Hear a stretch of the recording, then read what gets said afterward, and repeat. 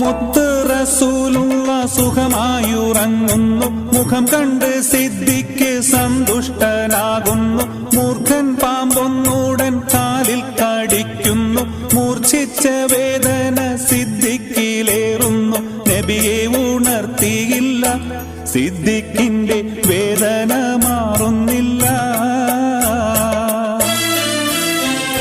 പൊട്ടിയൊഴുകിയ കണ്ണുനീർത്തുള്ളികൾ പെട്ടെന്ന് മുത്തു റസൂലിന്റെ വട്ടമുഖത്തൽപ്പം തട്ടിയ നേരത്ത് ഞെട്ടിയുണർന്നൊന്നു നോക്കുന്നേ.